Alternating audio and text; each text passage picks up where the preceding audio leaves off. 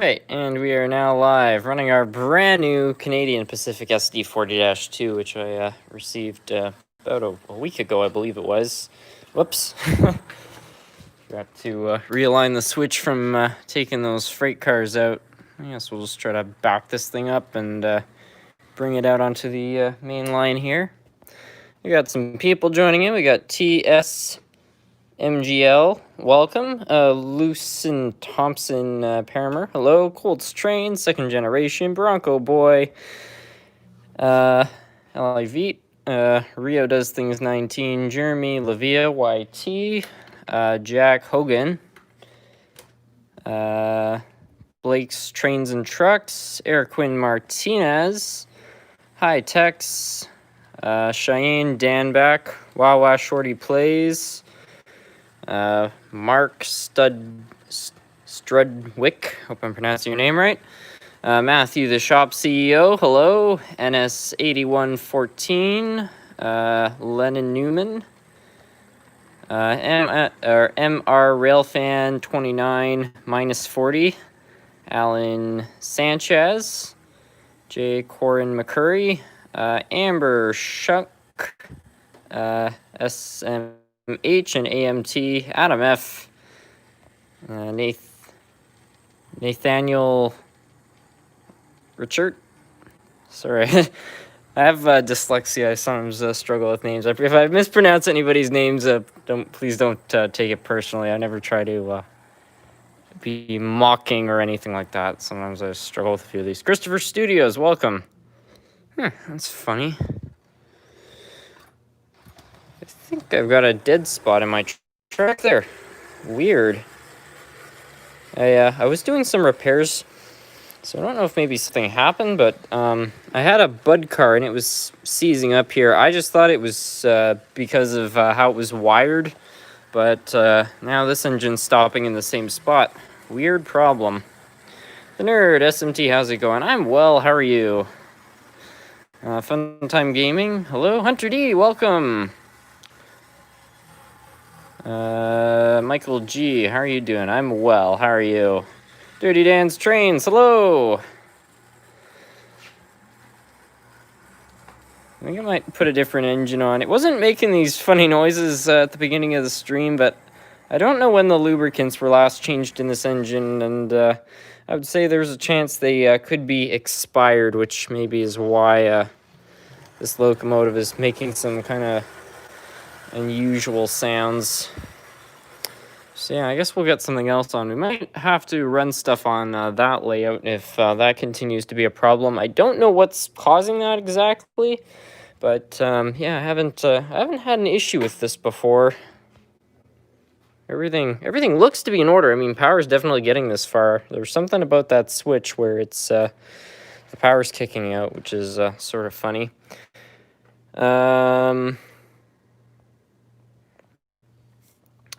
Anyway, let's find something else there. I'll see the first request I see for a locomotive. I'll put whatever that is on.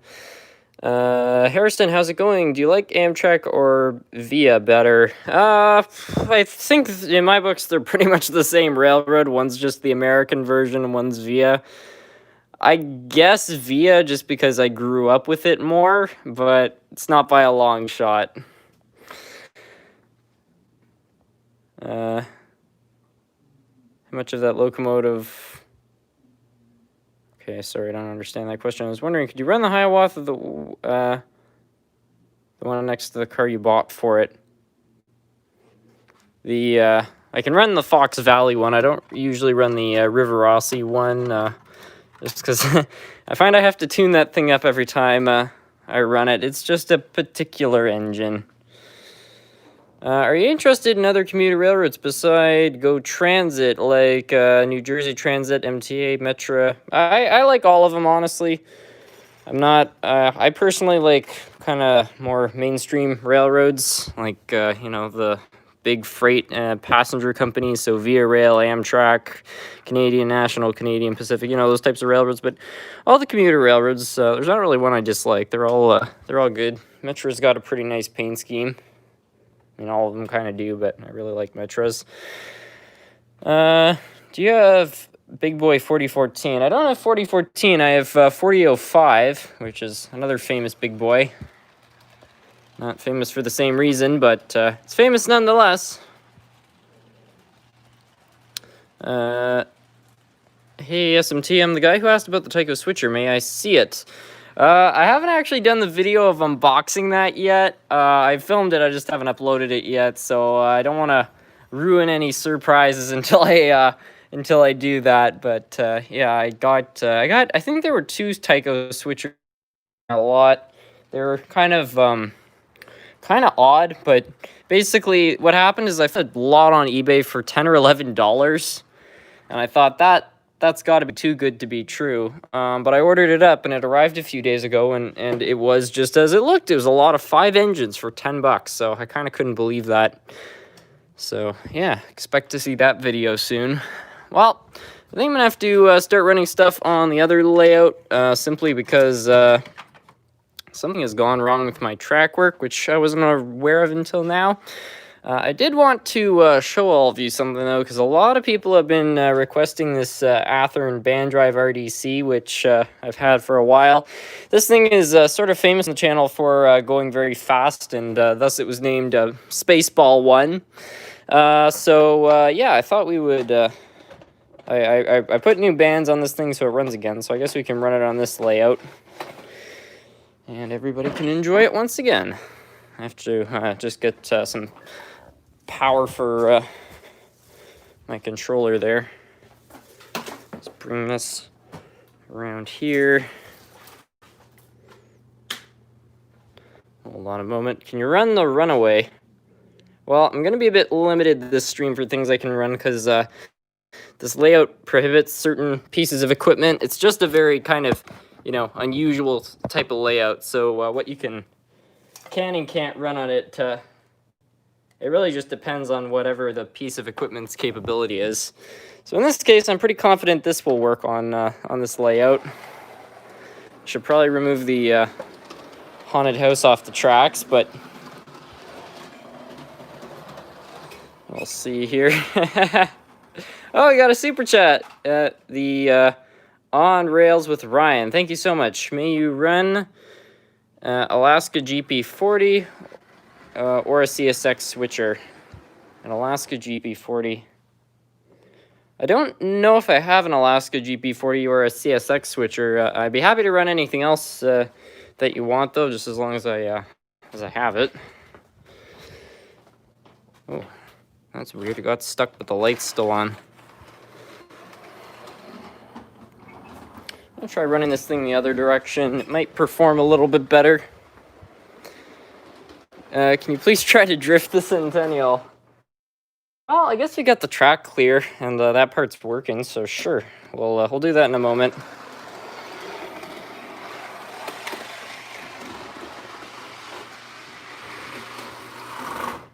Yeah, okay, I don't think this one's gonna work. Alan Sanchez, do you like steam or diesel trains?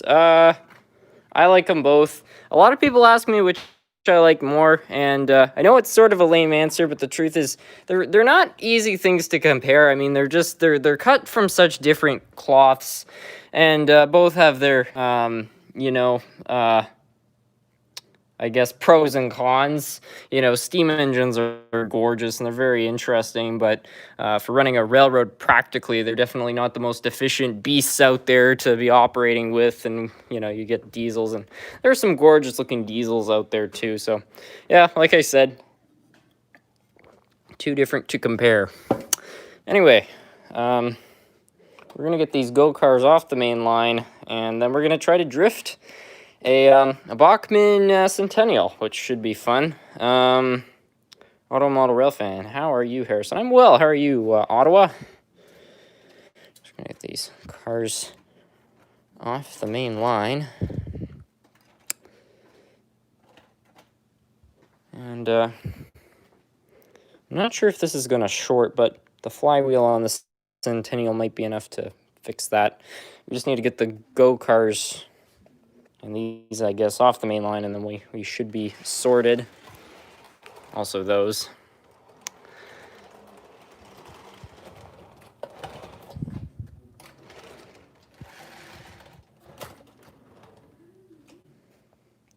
SMT, can you run the old Varney steam engine? Sure.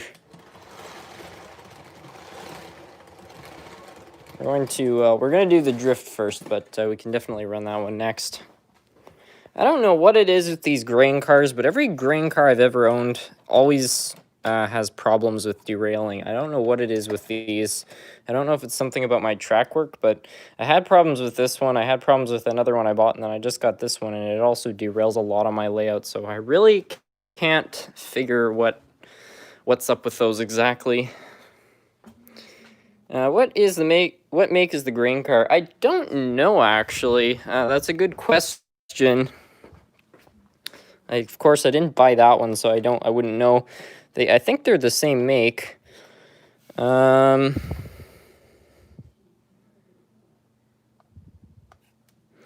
Yeah, I couldn't tell you. I bought this ages ago, so yeah, I really don't know. I've tried to fix this thing. That you can see, I actually tried to cut out some parts just to give the trucks a bit more mobility there. I think I actually got this one working a bit better, but this new one was having some problems. Can you please run the $3 locomotive with the Go coaches? The $3 locomotive doesn't have the same type of coupler, so I don't think I'll be able to do that one. But yeah, as long as it can run outdoor. Running trains outdoors, eh? That's an interesting idea.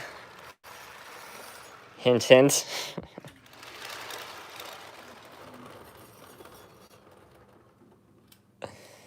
Okay, that should work. Now we're gonna go get the Centennial, set it up, get it going at a decent speed, and try to see if we can do some multi-track drifting like we did back in the day. That should be fun.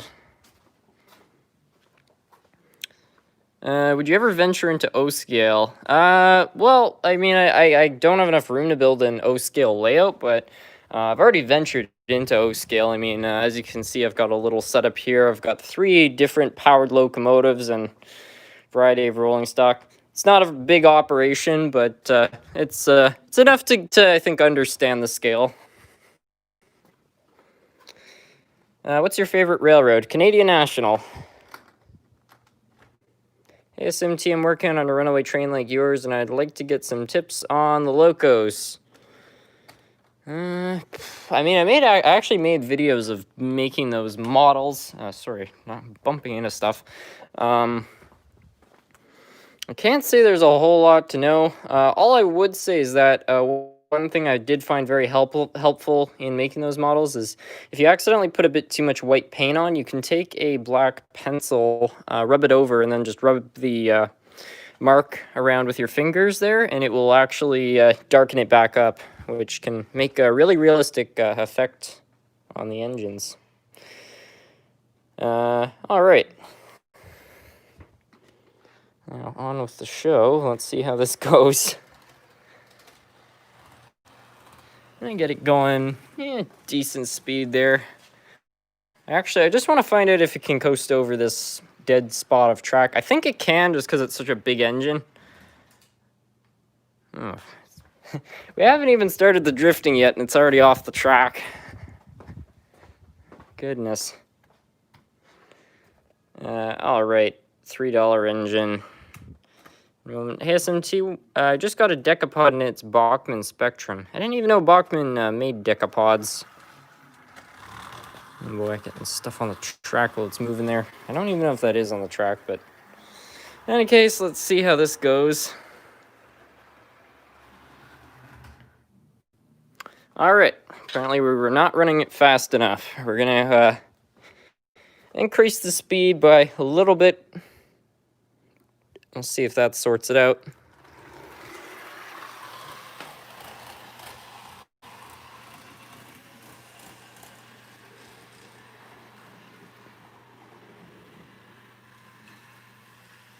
If it doesn't make it over this, it's going to be a little bit trickier to perform the multi-track drifting. Ha! There we go. We got it at a good enough speed that it can just coast right over the section. Gotta love flywheels. All right, here we go. That did not go well. Let's try it again. Now I've got to get the engine back on the track. powered. I think what I did in the past is I had the switch aligned so the front of the engine went up there. What is going on? That switch held the first 2 times. I'm not having the greatest luck this evening with things working properly. You know, I will say the last few streams, I feel like there haven't been too many problems. I wonder if the gremlins are back. Seem to have we had a lot of those last year. Maybe they've made a return. Who knows? So I'm just gonna fix up those cars because those are probably now gonna collide. So let's avoid a future disaster. And yeah, dramatic HO train flashbacks. People who watch these live streams a lot, I'm sure have a recollection playing through their head right now.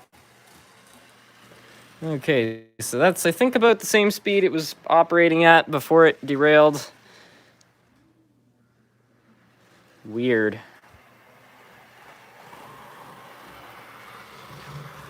Now the lights have gone off. It's on DC power. That's not... What is going on? Look at this. The switch is... Oh my goodness.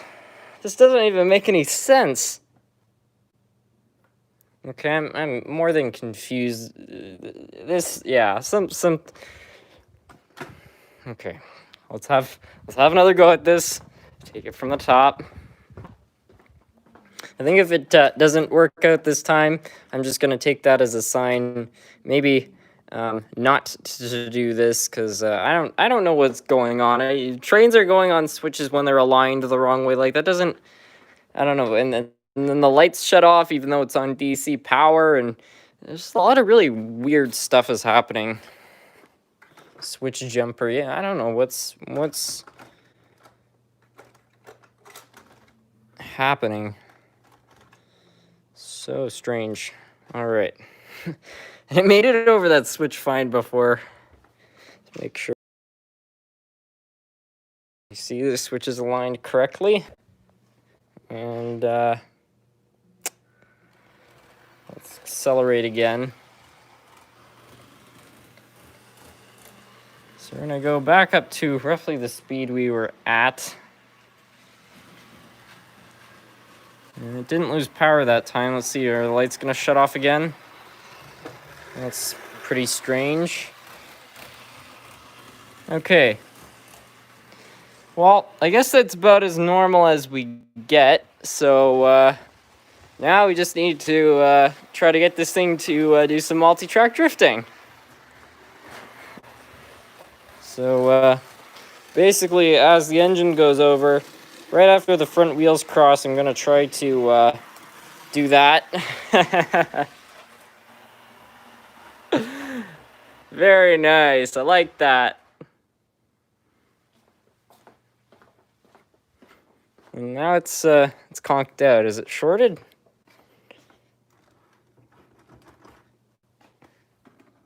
I don't even know what happened. Oh, okay, the front trucks are off. I think it bumped the station there. That might be the problem. So let's bring it back up to the speed it was at roughly and take it from the top. Actually, I'm just going to stand here because I bet that switch is in a weird state. Nope, didn't derail it. Time to have another go at drifting this thing. We did get a solid drift there. Whoop. That was close. Yeah, look at that. We were doing this like a month ago. I don't recall it derailing this way, but yeah. Okay, I guess we'll try to drift it one more time. And then I think we'll call that a day, unless it derails, in which case we'll try again. All right, here we go. Fail.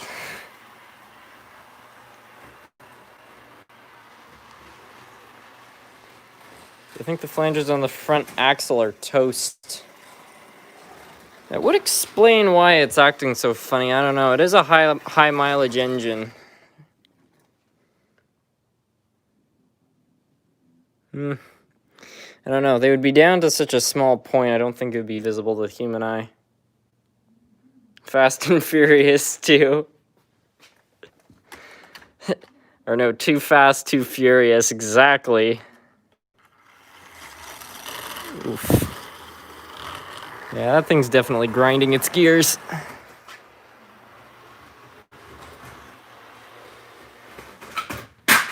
Oh boy. That's bad.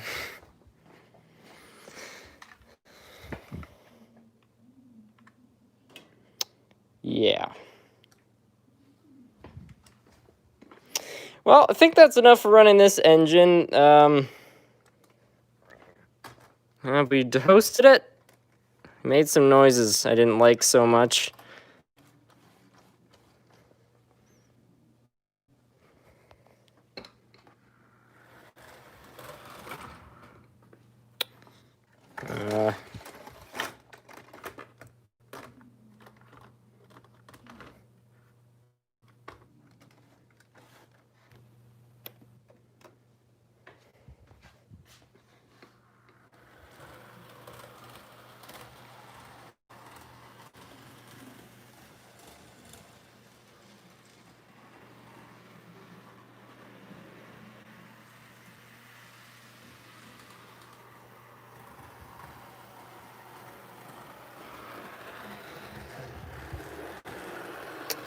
Well, I guess that didn't break it, but yeah. Goodness. We're gonna have to try to find it. I just noticed one of the number boards is gone, and did take a chip out of the paint, but I'll give Bachmann credit once again. My most solid Bachmann engine never ceases to amaze me. Stella would be proud. Yeah, apparently so. Bachmann always falling on the floor, but somehow surviving. That's the first time I think of Bachmann. I was pretty certain that engine was going to be toast after that. I was expecting something to be way worse. I mean, I'm not happy that that happened. That actually is an engine that I'm pretty nostalgic about. So seeing something like that hit the floor, I'm not exactly thrilled about that, but I don't know. That was a very fluke thing. Can we have a speeder update? There hasn't really been anything going on with the speeder project, mainly due to the events of this year. But yeah, I guess we'll run some other stuff. There was something that was requested, but yeah, I don't know what that is. So I don't know. The only engine I can remember somebody wanted me to run is the $3 engine. I know there was another one though. Varney steam engine, right? I'm going to plant that on this layout.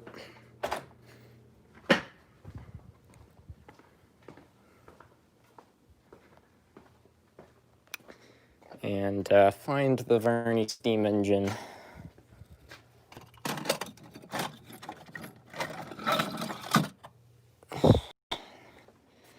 There she is.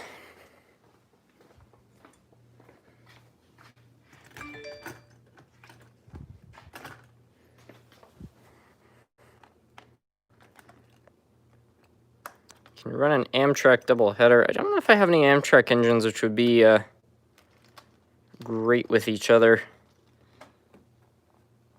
Okay. That should be good.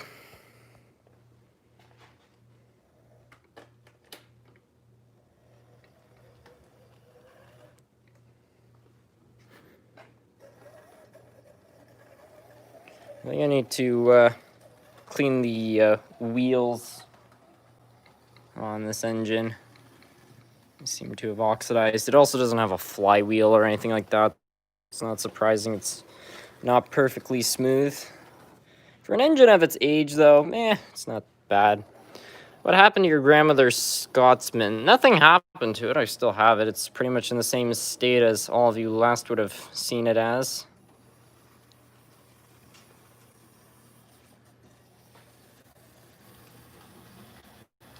Seems like it's taking its time. Well, yeah, I don't know. I don't want to give it the full... Okay, well, that was kind of weird. It just stopped, but don't want to give it too much juice. I mean, it is an older engine there. The current draw is not too high, though, so I guess it's all right. But, yeah, I think that's enough of our friendly old Varney engine. Run the Via Rail FP40. I mean, we can try. I'm pretty sure last time I tried to run that, though, it was shorted. I'm starting to question those switches. These switches have always been odd. I haven't been able to pinpoint exactly what's the matter with them. But there has been a lot of stuff derailing, and I have a feeling it had something to do with that thing tipping over. I really should install some sort of safety thing here to prevent something like that from happening again, but yeah. What maker are the switches? They're Atlas. Yeah, it is shorted. Don't know why. But yeah, I don't know. I picked them because the previous switches I had here, they had plastic frogs, which were actually wearing down. So I decided to get these metal ones because then, you know, obviously the metal ones are not going to wear down. But I don't know what it is, but I find a lot of stuff seems to snag on there, which is really weird. So I don't know if they're just no good, but I don't entirely know what would be a good replacement for them.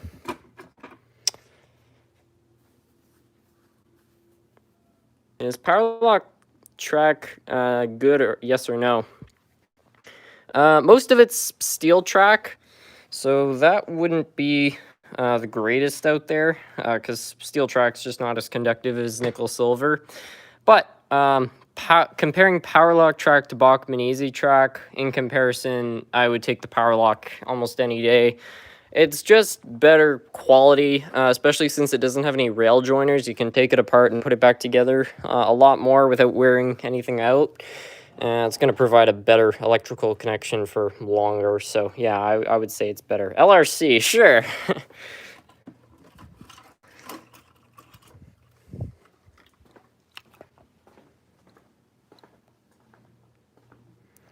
What happened to the rest of the Acela train? The dummy engine is missing some wheels. The pieces that hold the wheels on, for some reason, just both stopped working. Likely a sign of Bachmann quality. And the couplers broke within days. Boom, SMT, my dude. Yeah, we're going full out.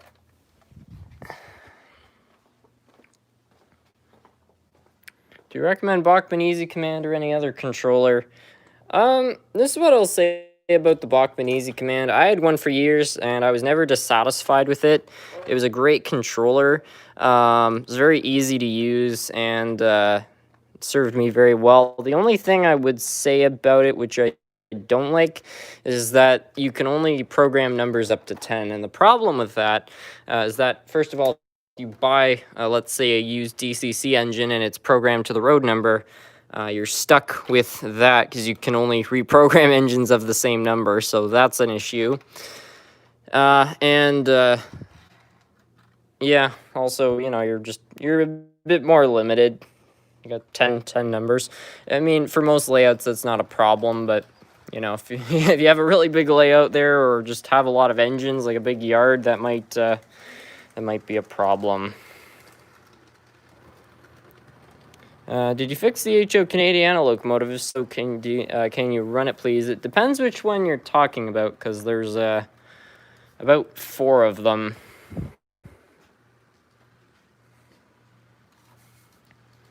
Can you run the big boy? Sure.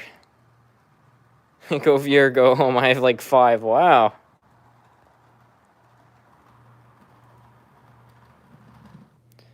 Because I'm starting to get a new layout, what are your tips? I would say the most important part of building a layout is that you build it how you want it.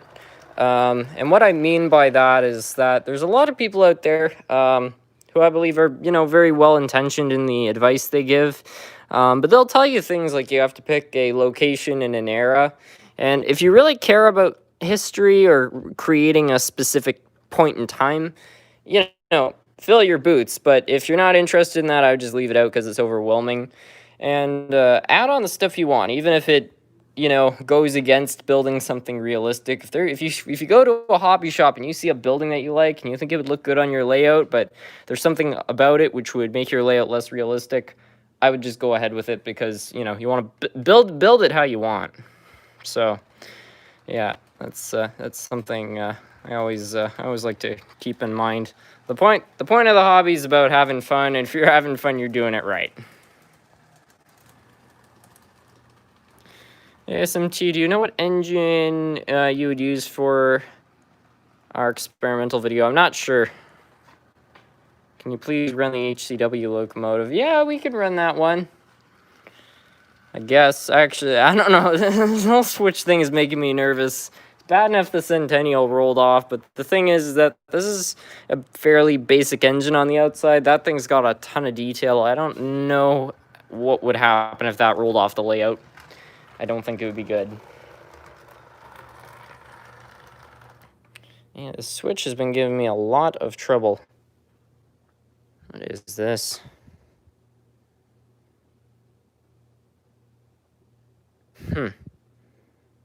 Fairmont. Is this the front of my railway speeder? How the heck did that come off there? Weird. I don't ever remember that happening. Alright, well, I guess it's good that we found that. I don't even recall running that thing in quite a long time, so, yeah, very strange. Can you run a Santa Fe AB with the passenger cars? Can you run a Southern Pacific engine with the daylight cars? I don't even know where the daylight cars are. They're here. Okay. Yeah, sure. Just gonna take this off. Can you run some stuff in your mountain layout? That might be the preferable layout this evening, just because this one's been giving me some trouble. So yeah, we'll run the SP set first, though.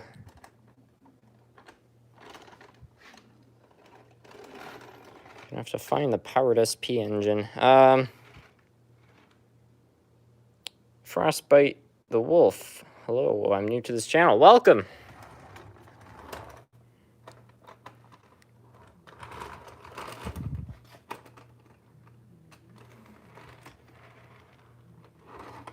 Any O-gauge tips? Not really. I don't know. I would apply a lot of the same rules I do to HO, because the thing about building a layout and stuff and buying the things you want, those rules apply to any scale. It doesn't matter which you're in. So that's what I would say. Make sure you're doing what you want in the hobby, and not something just to appease others, because there are some there are the well-intentioned ones, and then there are the not-so-well-intentioned ones. They're the well-intentioned ones who will give advice on what you should buy and stuff like that. And those people, I think, are just trying to make sure you get a good experience because that's the way they like to do it, but it might not be the way you want to. Then there are the snobs. Those guys I don't really have any respect for, and they're just elitists, model railroading elitists who think you can only do the hobby one way. And their advice, I would say, to strongly avoid. So, yeah, do things the way you want to, because people receive comments, myself included, from the people who might not be as well-intentioned, that are pretty eye-opening. Received one the other day. It was something. Now, finding an SP engine. This might be the dummy. I think it's the powered one, though. Yeah, it's got to be the powered one. Dragging too much. DB Tech, welcome. I just saw his comment. I don't know where it went. Oh yeah, okay. O-gauge chips. Make sure you make your engines will work on the diameter of track that you have. That's a good tip. I think that tip could pretty much apply to any scale, though. I mean, obviously, if you're a person who wants to buy a Union Pacific big boy locomotive, I don't think buying a small radius of curve is a good idea. My advice to anybody building a layout, I guess, would be put in the widest curves you can, if possible, just because the wider the curves you have, obviously, equipment which works with smaller curves will work with big curves just as well, but bigger equipment, it's not the same way. So if you can put, if somebody is building a layout today, I would suggest just going with 22s as a minimum, just because you'll be able to run a lot more stuff pain-free. But of course, space and stuff can interfere with that. I'm just looking because I know I've got a, okay, that's missing its coupler. I know I've got a car which, that's also missing a coupler. I know I've got a car which converts basically the two different types of couplers, because the thing is that that's got horn hook, which is not what we want. And I could just do this, but it's gonna make our train a bit more pathetic. Yeah, it's a local run. Yeah, that's what we'll call it.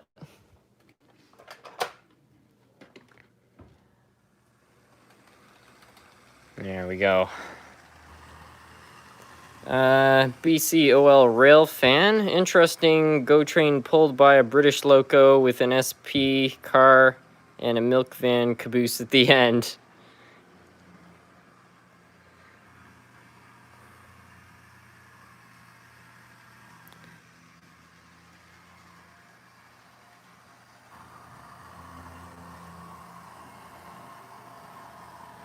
Just say, SP just had such a cool paint scheme. They really did something quite nice with it.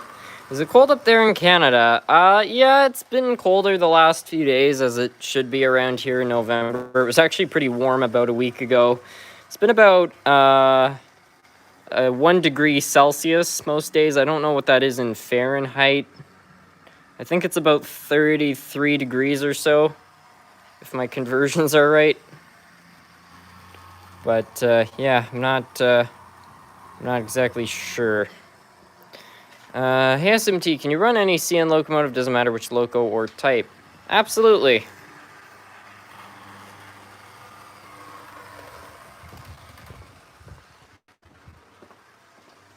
Bombardier cars rule. I like them too. They did a nice job. I wish Bombardier was still a more prominent manufacturer of rail equipment.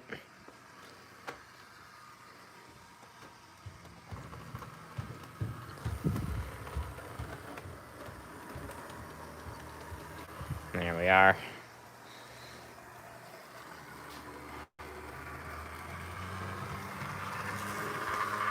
Harrison, could you run your Australian locomotive? Sure. I also saw somebody wanted me to run the Amtrak FP40, so I guess we'll, or P42 I should say. So we'll get that on.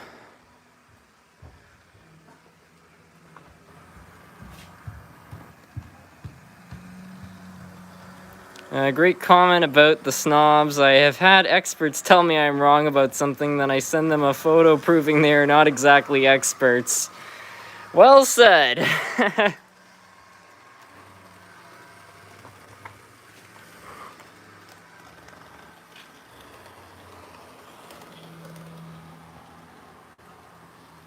Is your layout DC or DCC? It's kind of a hybrid, because I got this switch which can toggle between them. Mostly I run DC though, if that answers your question. What are your thoughts on CN heritage units? I think it's great. I'm glad CN is getting into those. I think they've done a nice job. I know there was some controversy because apparently they got the shade of some of the colors wrong or something on a few of them, but I mean, cut them some slack. You know, they're trying to do something something interesting. So I'm very happy that they're doing them. What type of track do you run your trains on? Is it old-fashioned joiner? Yeah, it's not really a whole lot of flex track. There are some stretches which are flex track. It's mostly snap track though. It's all, with the exception of some of the track on this layout though, it's all nickel silver, which one of the things that, you know, you pay more for, but you do find a difference in performance. I believe Rapido is going to produce the go-cars in HO. Thoughts? Are you going to purchase any? I probably won't purchase any because I've already got 4 of them from Athearn, which I've had for eons. It is good, though, that I think that they're making those. I mean, these cars are priced ridiculously high. Like, that set's worth, like, $400 on eBay. Ridiculous prices. And the whole reason for that is because you've got a lot more demand than there is supply. So I'm glad that Rapido is probably going to start making them because they will give the people what they want. And they'll also create some competition with Athearn. So either Athearn is going to have to roll out something new to compete, or they're going to have to upgrade their current ones, or make them cheaper. They've got all sorts of options to compete with Rapido, but either way, it's going to be good news for the consumer.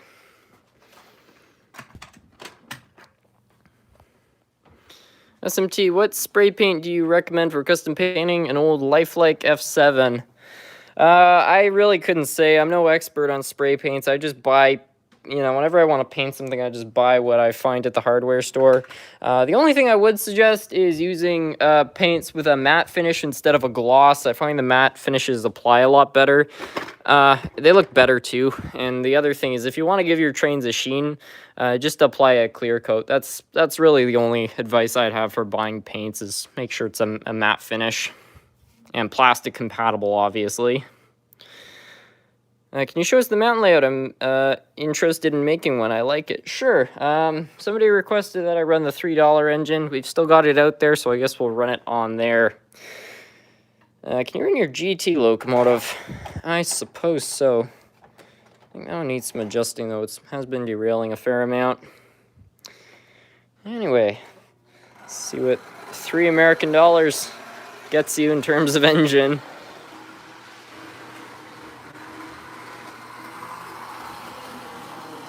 Use paint with matte, but a little coat.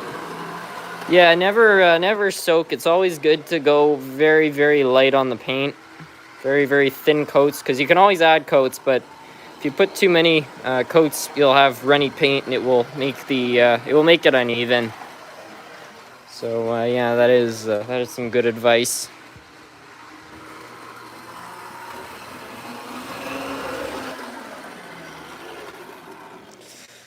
Best $3 I ever spent. Yeah. Just finished bench work this week in Civil War history. Welcome. Can you bring out your chess system, please? Sure. I got a lot of requests coming in right now. I'm going to try to keep on top of them. Pretty sure somebody already requested to the Australian engine, so I'm going to get that out because I forgot to run that in the previous live stream. So, Team Australia, and somewhere we've got that GT engine. And then there was the other one. Was that Conrail locomotive in F7. It's not an F unit. I don't know what it is exactly. I think it's an Alco of some kind. And is it an FA 7 or something like that? If I were to just take a random guess, that's probably what I would say. All right. So we're going to get this one going here. It's a PA. Okay. How old is Nerf Cat? I don't know his exact age, but he was still fairly young. I don't think he was even fully grown when we got him, and that was in the summer of 2009. So that would make him about 11. Can you run the big boy? Absolutely. Can you run one of your Pennsylvania engines? Okay, I'll run the Pennsylvania engine as well. I'm going to have to hold back on any future requests, though, because this is where I start forgetting about stuff. So, yeah, we'll run one of those, but...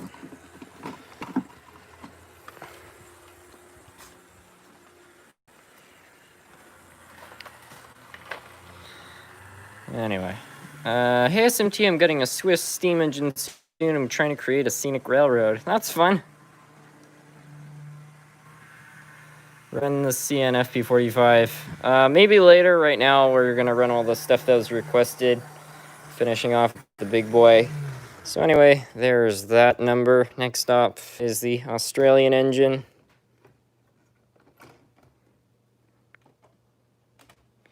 Very big fan of the SP4449. I am too. There might be some evidence of that. All right, so we're going to get this engine running. I can't remember exactly what the number is. 6071. There we are. And we'll get that one operating there. Hey Harrison, what's your favorite locomotive manufacturer? The real one, not model brand. Do you like EMD, GE, Alco locos? You know, I've liked a lot of Alco's products. I think I'm team Alco. I don't know, I like all three, but I think I'm team Alco for the most part. Spotting that.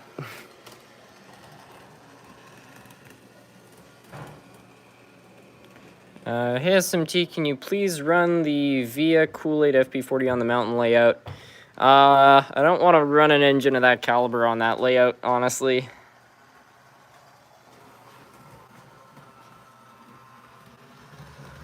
You know what I'm realizing, which is sort of weird, is that engine seems to be going over that dead spot of track without any problems, which is interesting.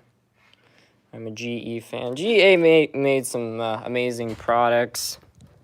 I like some of Alstom's stuff. I mean, I know Alstom is mostly a Ford manufacturer, but I don't know. I kind of lost some faith in their company with how they've handled my city's light rail train sets. Those things have been very unreliable, so can't say I'm too happy with them over that. Anyway, we're going to run the Pennsylvania engine, and then we will run the big boy, I guess. Shift that over. Question, do you have any Thomas and Friends stuff? I do not.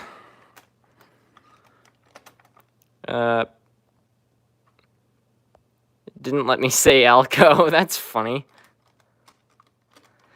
Can you run Norfolk Southern?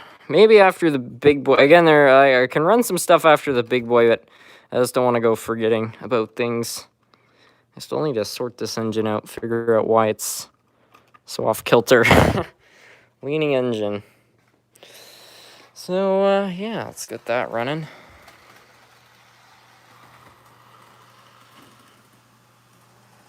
Canadian accent.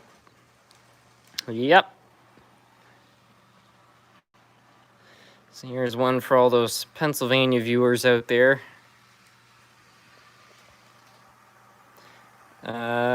Nathan Dealey, Harrison, do you sometimes get criticism for fixing things? Sometimes I get criticism for my scratch building. I think you find potential in all of your stuff. I think that's awesome. I wouldn't say I have got criticism for fixing stuff. That's kind of rare. Sometimes I get constructive criticism for how I go about doing it, which is fair. I mean, you know, I don't repair everything perfectly. I don't believe anybody does. So if people have ideas which can improve things, hey, I'm all ears. But for the most part, not too much other than that. There was one guy I remember about a year ago or so. He got quite upset because I opened up an old Hornby trying engine. It's probably only worth about $15, but he seemed very frustrated that I didn't know a lot about its history, and I don't know, I didn't repair it to his specifications or whatever. But other than that, not too much. Saw some other good comments there that I want to read. Nothing is better than the true Quebecois accent.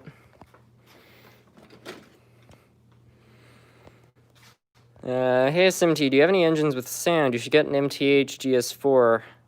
It is a great one. I'm tempted because I've had two Bachmann GS4s and both of them have bit the dust pretty much, so I'm not sure I want to buy another one from them.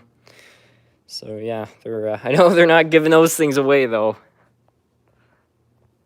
Can you drift the Centennial? We already drifted the Centennial right off the layout, apparently.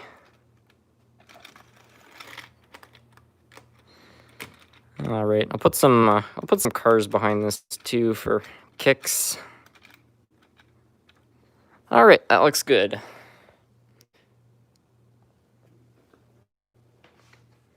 So we're just gonna move this forward a little bit and get the cars all hooked up, and then we can run this around for a few laps. Hey SMT, how do you install DCC and sound in an Athearn Blue Box? I couldn't tell you for sound. I'm pretty sure the procedure, I could be mistaken on this because I'm not an expert, but I'm pretty sure the procedure for installing sound is pretty similar to installing a decoder, because I think the difference between just a regular DCC decoder and a regular decoder is that the DCC one connects up to a speaker. The DCC sound one connects to a speaker and has those functions. So I think other than wiring up a speaker, it's no different. Of course, you got to also find a spot for the speaker and stuff, which is a whole other thing. But it's probably possible on an Athearn Blue Box. The only thing you would have to watch out for is that the motor isn't drawing too many amps, because an inefficient motor can fry a decoder, and most old Athearn engines are not the most efficient out there. But there are ways to make them more efficient, you know, clean them, lubricate them, and they'll run better. So figure out how much current it's drawing. You can buy an amp meter or buy a controller like this, and yeah, go from there. As for actually wiring it up, I couldn't tell you what wires go where. There's color coordination for every wire on a decoder. It's like orange and gray, I think, go to the motor, and then the red and black go to the positive and negative wheel on the wheels, and there's one for the light and a neutral. There's all sorts of stuff. You need an auxiliary tender for that big boy SMT. Well, David C to G scale sent an auxiliary tender. I don't think it was specifically for Big Boy, and it wasn't Union Pacific branded, but could be used as one for it. What is the oldest locomotive you own? Either that Varney engine. I don't know exactly when that would be from. Likely the early to mid 50s. I also have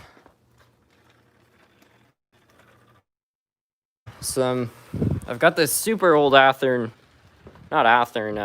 diesel. I don't know how old this thing is, but likely up there.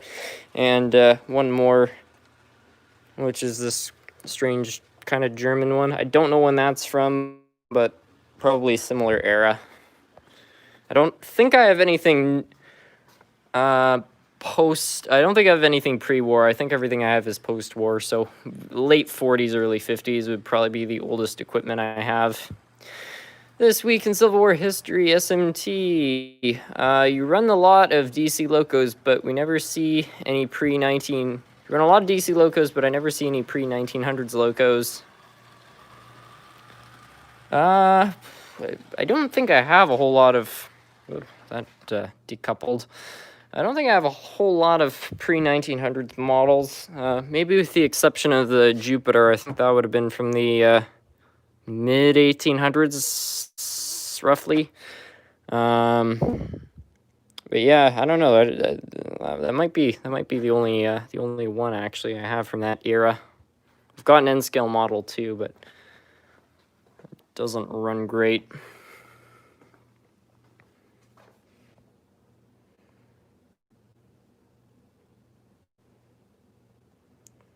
SMT, how many trains went flying off the layout? We had a Centennial roll off the layout earlier in the stream. That was interesting.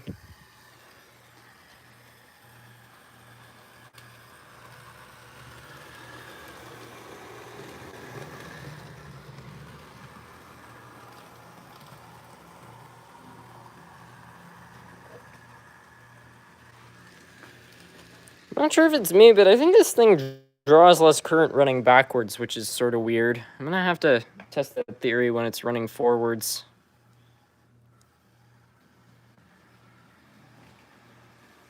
I subscribed and hit that bell. Thank you.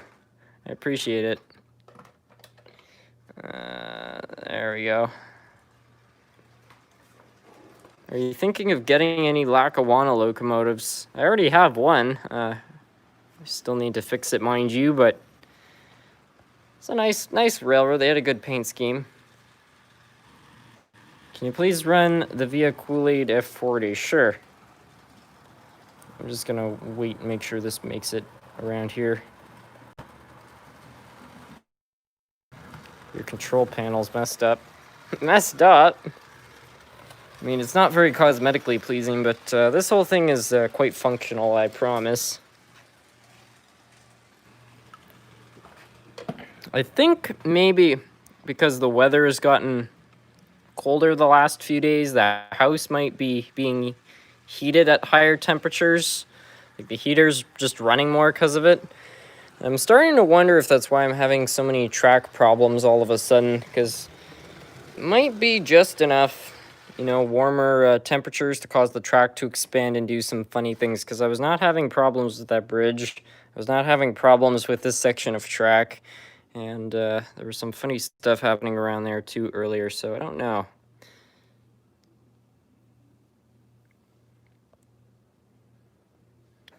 Alright, so I think we will run something else now. I am open to taking requests again if anybody wants to see anything in particular. After you run the big boy, can you please run the runaway train? Absolutely. That's what I'm saying.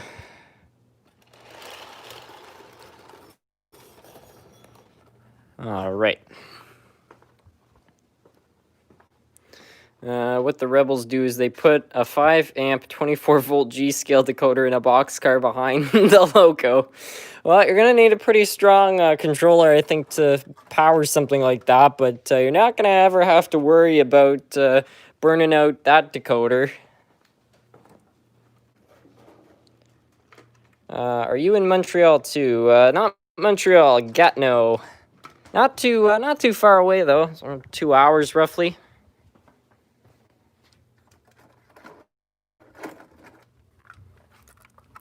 Hey SMT, do you think 20 for a whole President's Choice set by Mahano is a good deal? Absolutely. Those sets are usually going at train hobby shops for like $100. I mean, heck, if the Locomotive's in there, that's worth at least $100 on its own. So yeah, it's a great deal.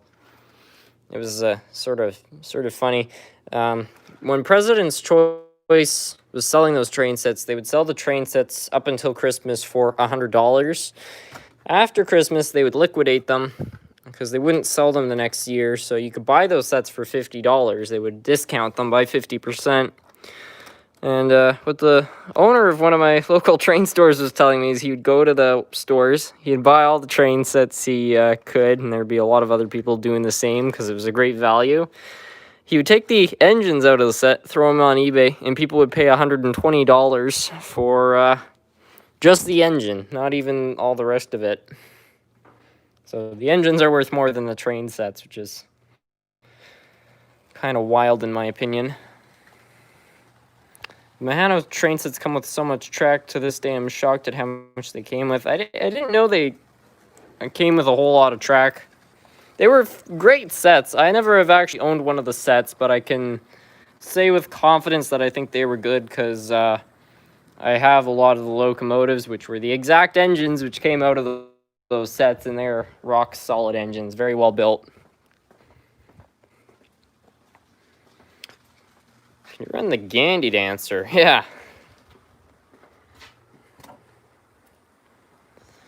What's your favorite Burlington Northern locomotive? I don't know. I don't know a whole lot about the BN's equipment list. Controller Packers, hi SMT. Sorry I'm late. How are you doing? I'm well. How are you? Also, never really late on the SMT channel because I don't plan these streams. New to trains, I just got a Bachmann HO scale set with easy track. Is it really on the low end? What would be a step up? That's not a bad place to start. But personally, if you're going to be buying more stuff, I would probably choose manufacturers other than Bachmann. Let me try to think of a set of manufacturers. Walters, Lifelike, Atlas, Rapido, if you can afford it. I don't buy too much from them because they're kind of expensive. What other ones are good? So I've already said Atlas. Bowser's kind of like another Rapido. They're pretty expensive. If you want to buy some cheap engines, get these old Athearn blue box ones. You can identify them by the holes on the bottom. They all have 4 holes on the bottom. They're pretty good quality. Concours models, you can buy those pretty cheap too sometimes. Kato, you can buy Kato engines relatively cheap. Used and new, those are great manufacturer to buy from. See, I'm just looking over. I know I'm forgetting some good brands. Yeah, those are the brands that come to mind. I'm sure I know there's other ones though. I've probably forgotten some. Mahano, yes. Athearn is my preferred manufacturer. In fact, even modern Athearn stuff is probably pretty good. I don't own a whole lot of it, so I don't want to go around saying it's great because I don't actually know. But if it's comparable quality, I know it's higher detail, but if it's comparable quality to their Athearn and blue box engines, then they're well built. Pico, I've never had really a whole lot of experience with Pico. I think they're generally a foreign manufacturer, so it's kind of another Markland kind of thing. Dear SMT, what is the worst model train manufacturer? In my books, it's Bachmann. And I say Bachmann, there have been worse manufacturers. Like, for example, Tyco, when they were in business, they were making lower quality things than Bachmann is now. And even Lifelike at one point, you know, when they were still around, were making lower quality engines than Bachmann of today. But on the current market, with the current brands that are around, Bachmann would definitely get my lowest score for quality.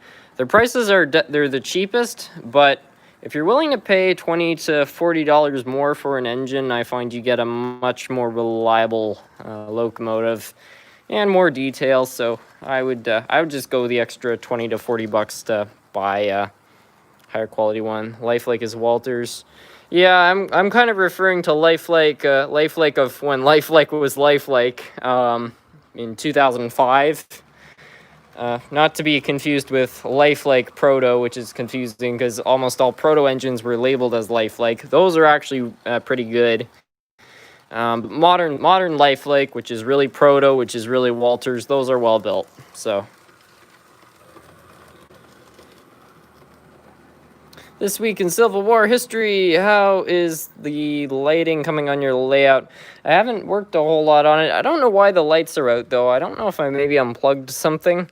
But yeah, thanks for bringing that up, actually. We're going to follow this wire and find out. Oh, boy. The layout's falling apart. Thank you very much for the super chat, by the way. See, I labeled all these wires. Alternate DC, main DC. The LL stands for Lifelike. So it might be this wire right here, actually. Let's plug that in and see what happens.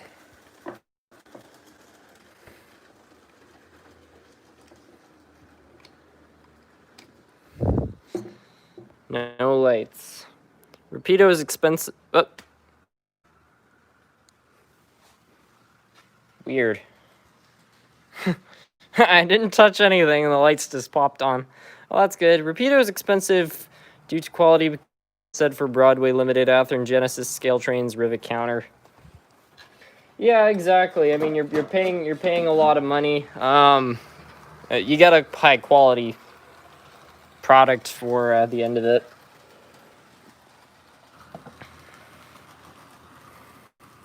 It's the whole means of return, though. It's like you buy the cheapest engine, you go from having nothing to an engine, and then you spend $40 more and you get a much nicer engine, so you're still gaining good value.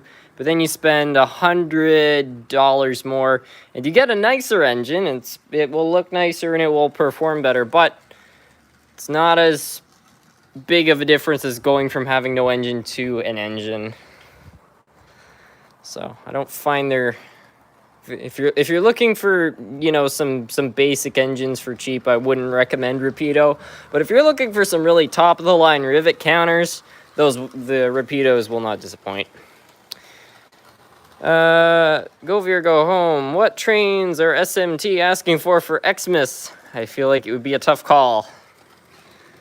I have no idea exactly. I might be going out to the hobby shop in a few days though, to see if I can pick up another Mahano engine to give away in another Christmas contest. Yes, I think it's gonna happen again.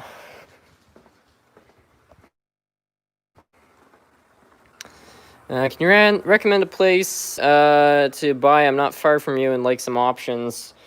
Well, in the Ottawa, there isn't any train shops in Gatineau, but the ones in Ottawa are like they're right beside Gatineau. So Hobby House is a great store. The Hobby Center is also a great store. They've got a pretty good selection of engines. If you're willing to drive, I know from Montreal it would be quite a drive, but if you're willing to go to Larkspur Line, that's a fantastic store. They've got a really good selection, pretty decent prices. So if you're able to make your way out there, that's where I would go. But all three stores in the area are excellent.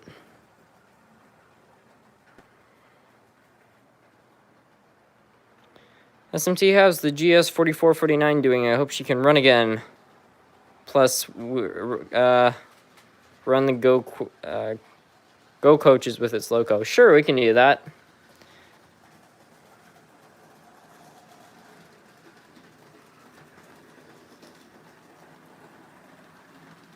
Rapido makes nice stuff, but their cars don't roll worth a dime.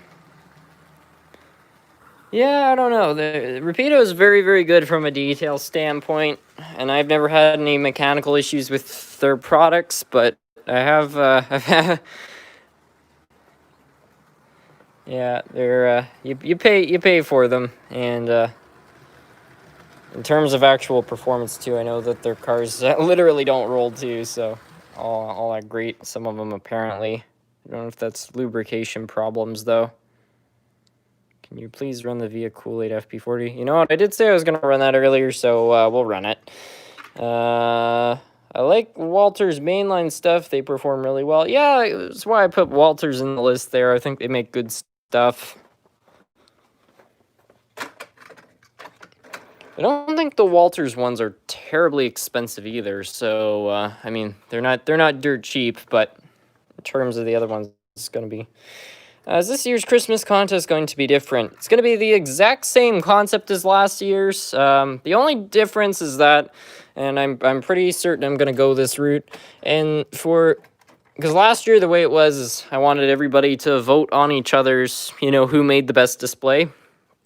I want to do that again this year, but I want to have it so that basically you can vote if you enter the contest, but if you don't enter the contest, you don't vote. Just because what was happening last year is I was finding a lot of accounts which didn't seem to be totally legitimate, and so what I was concerned about is that people might have been making fake accounts maybe to prop up their votes. The person who ended up winning, they won on accounts which I recognized and stuff like that, so I felt confident they were a genuine winner. But I would hate for somebody to win unfairly. So if people actually have to enter the contest, I think it just, you know, they actually have to make a display and put it on YouTube. That just gets around that risk. But other than that, I think it's going to be the same idea. Mention brass locos, you spend more time trying to make them run than them running. I've heard a lot of people say that about brass stock, which is that it's more of a display piece than it is, you know, a display, because they look gorgeous, the detail, painted or unpainted. They're beautiful. They can be beautifully built engines, but yeah, I've heard that performance-wise, they're not actually all that great, at least without a ton of fine-tuning. Lifelike N scale is not so good. I had one melt on me.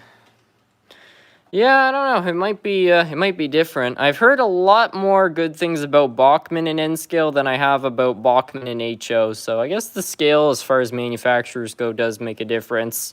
And it can make sense. Like the drive systems I've seen in N-scale Bachmann engines from, like, let's say the 1980s are definitely superior quality to the drive systems they were building in HO of the same time.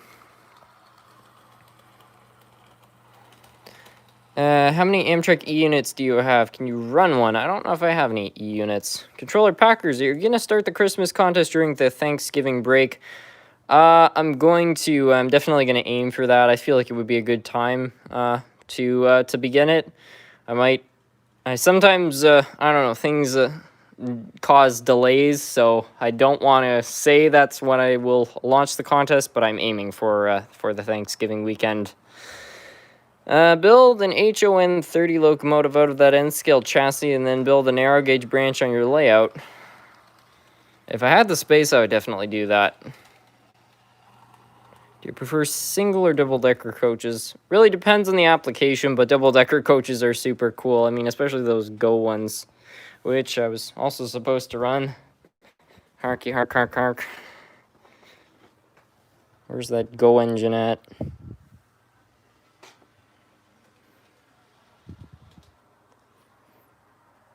Not seeing it. It's right there. Can you run an Alaskan Railroad train? I don't think I have any Alaskan Railroad equipment. The last batch of LRCs do not roll well. Interesting. The rolling issue with the new LRC cars can be fixed with a drop of oil. This week in Civil War history, 3-watt wall wart, $10 power distribution board, and a 3-watt LED on Amazon. You can buy 10 streetlights for like $11. Stay away from Woodland Scenics, overpriced. That's good to know. Because I have seen the Woodland Scenics, I don't know what they call it, plug-in light system, and it looks good, but it is very expensive, so definitely not something I'd want to get into. SMT, are you giving away the Lionel Legacy Big Boy for Turkey Day? I don't think it's going to be quite that fancy, but I'm going to try to find another, I think Mahano steam engine, because those are a brand of engine that I actually feel are quite good quality and won't disappoint. If I'm giving away an engine, you know, I want to give away something kind of nice and from a brand that I actually feel like is good.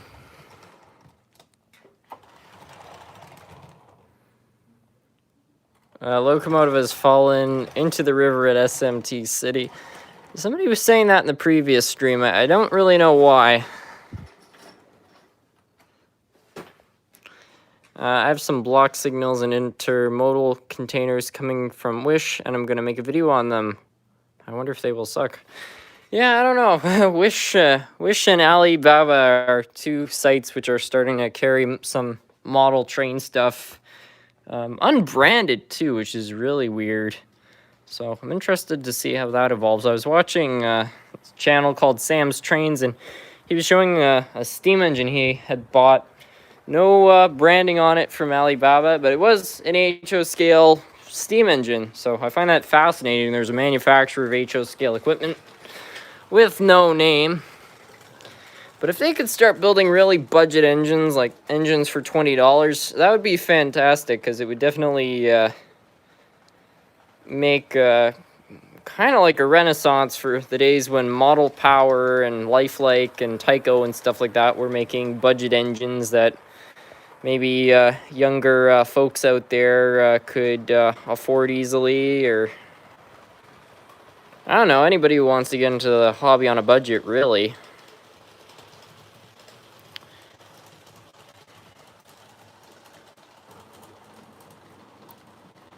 Buying shady model trains from Wish. I think that's what it would be called. Hey, SMT, how's your week going? It's good. How is yours? AliExpress says gondolas that look okay. Maybe if the containers are decent, I will pick one up.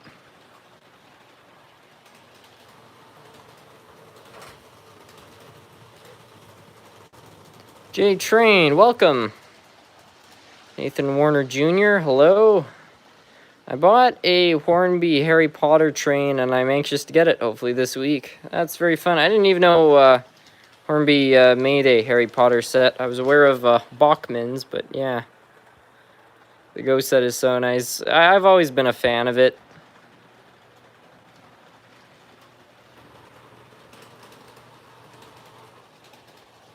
Do you have a Reading Railroad locomotive? Not currently. SMT, do you have any Atlas brand locos you can run? I have one. I'm curious if it sounds different. Modern Atlas or an older one? Because I've got both. Nick the Train Nerd, Facebook Marketplace locally seems to have had some interesting model trains items up. I missed managing to grab a lot for free that had a brass Canadian Pacific Rail steamer. Wow. That's kind of wild. I don't think there's a passenger set that looks as good as the Go bi-levels. They really look fantastic. I mean, first of all, they just look really cool. They look like they're from the future, frankly. And I have to say, too, I think they look really good in the Go paint scheme. Hey, SMT, I thought I'd be gone till 9, but then you've finished this video. I'm back. I'd like to know what I've missed. I'm not sure if you were here for the derailment with the Centennial, but there was that. And other than that, it's mostly just been running trains. I think it's a ripoff to charge $100 plus for a new DC train with the tech we have out now. Absolutely, I really wish there was some budget stuff. I feel like $50 for a decent engine, you know, that's all-wheel drive, lighted, and everything like that would be a fair price. But, I mean, even in whatever it was, 2014 or 2015, like, you could buy Model Power, these little switcher engines. They were very, very basic. But you could buy them brand new for $20, which is really an exceptional price, and those were lighted and everything like that.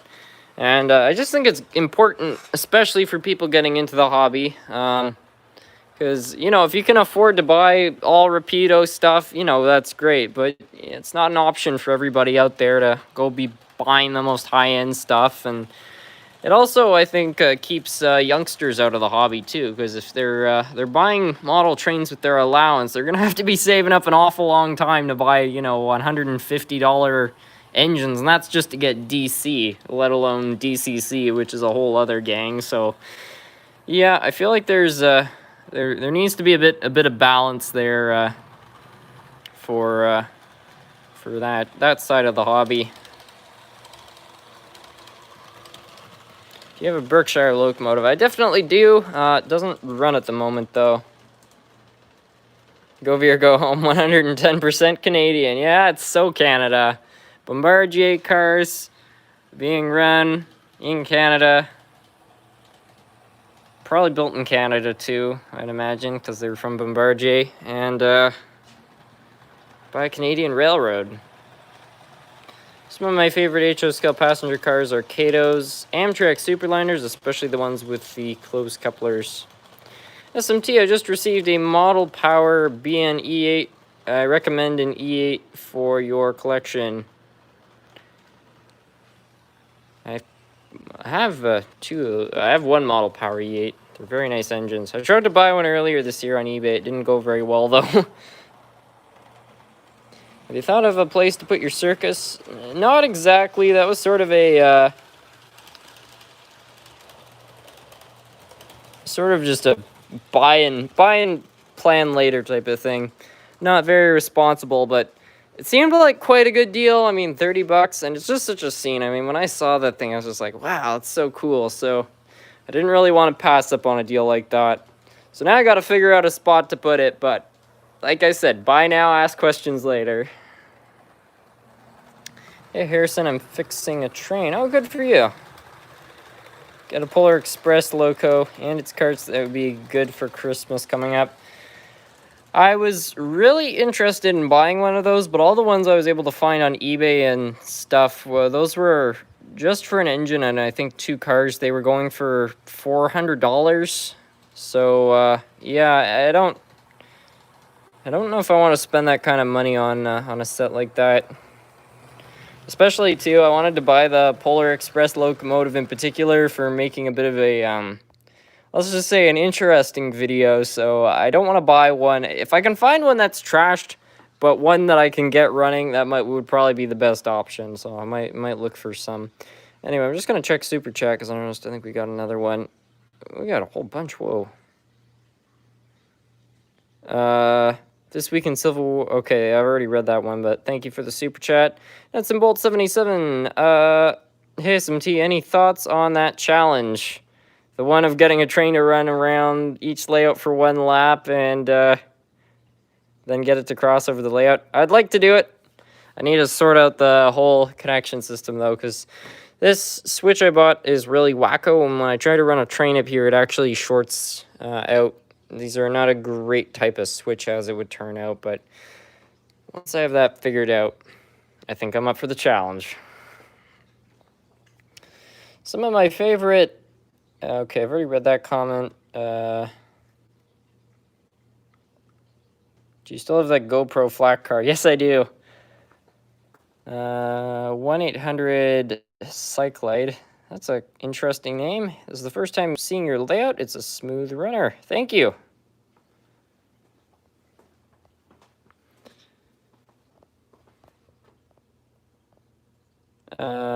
Please run the oldest but working train. We already ran that one, which I think is the oldest but working. Okay, I don't know if I'm just behind in the comments, but I'm seeing a lot of the same comments I've already read, so I don't know what's up with that.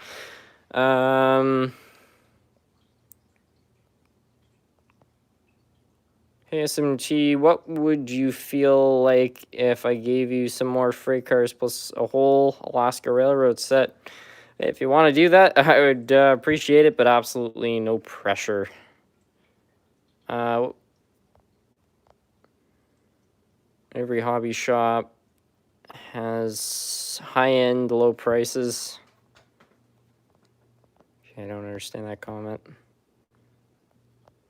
SMT, if you're in California, you should check out Arnie's Model Trains in LA. I've actually been to that store before. It was a while back. It was in 2013, but what a store. It was amazing getting to go through that place and see. I think they had quite a bit of O-scale stuff, ton of HO, and yeah, the whole place was really impressive. I remember buying such a it was kind of great because my birthday had been, I think it was like 2 weeks before our trip to LA, and so I had some cash to spend, and when we went to that store there were so many things, and I ended up buying a Spectrum CSX locomotive. Is this one actually? I managed to pick that thing up for $30, and I remember as a kid just being like, whoa, because I'd found a lifelike GP40 going for $8, and I was just like, wow, that's a good deal. I used to take the GO train every day to work. I loved it. It's interesting. For me, the trains are no different than the skateboards I would buy when I was younger. 100 a deck, 70 trucks, 50 wheels, 150 shoes. Pick your hobby or sport wisely. Yeah, absolutely. That's interesting. Do you think you'll purchase one of Lionel's HO stuff? I know you're not the biggest fan into Lionel. I'm just wondering. Maybe so, but I don't know. As I was kind of saying earlier, I find all their stuff is a little too expensive for my taste. And I've heard from a lot of people that it's not all that great quality, so it's bad enough if you have to cough up $150 or $200 to buy an engine, but if it's a good quality engine with good detail, hey, that's fine. But if you're going to do the same thing and you get something that's not that high detail and not that reliable, well, that kind of just seems like a straight-up rip-off.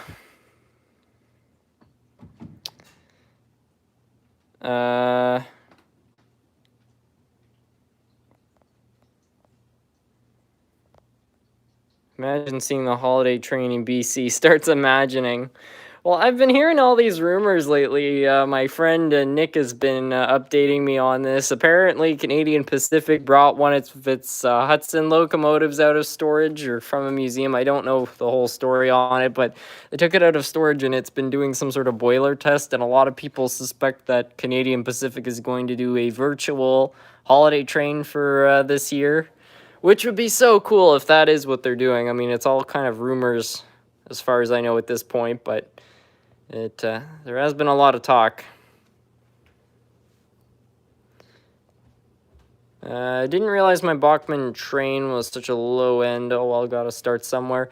Absolutely, and for a lot of people getting into the hobby, I have actually suggested just buy the cheapest Bachmann train set you can, and then just don't ever buy another Bachmann, because they are the cheapest train sets out there. So they are a good way to start in my books. If there were cheaper train sets out there, I'd recommend those over them definitely, but you know what, they're not a terrible way to start. I just wouldn't buy a crazy amount of their stuff.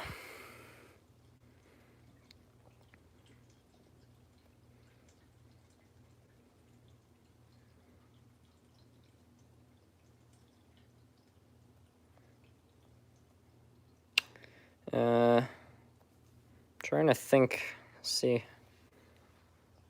Just trying to feel. I feel like I've been looking to see if there's a request. I guess I'll just run the TGV.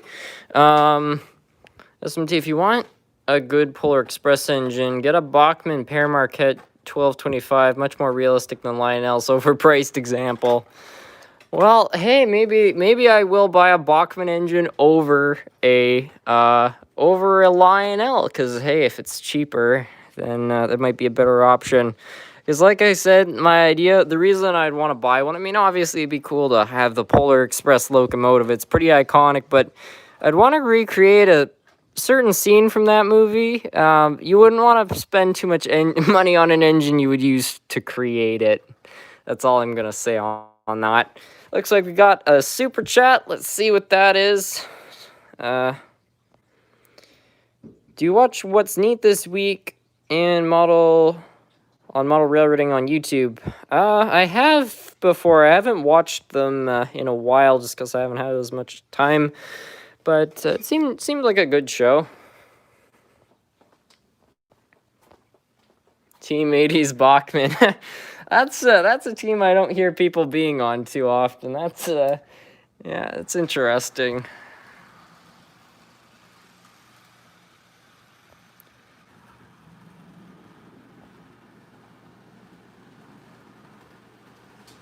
SMT, there's isolated joiners between the two layouts at that connection. Maybe it's a circuit issue. May have to treat the two layouts as two separate blocks. It's something along those lines. The way these switches were designed, you'd have to wire them up in a very specific way. I really can't wrap my head around exactly how they work. Probably is why they only cost $5, because they're sort of complicated and they're not DCC compatible. But yeah, I don't know. I'm probably just gonna end up replacing it, honestly. I bought an old Bachmann Amtrak F40 and it came with cracked gears. Now I have to get new gears for it. Yeah, it's the unfortunate stuff. Those Kadar drives with the 3-pole motors from the 80s, they pretty much all have that problem. A lot of them still run with it. You've just got a sound which, to me, is reminiscent of like a two-stroke dirt bike. It's just a little like put, put, put, put, you know, kind of sound. How's the big boy doing? It's running well. I mean, we were hauling some cars around with it earlier. It seemed to be doing a fine job.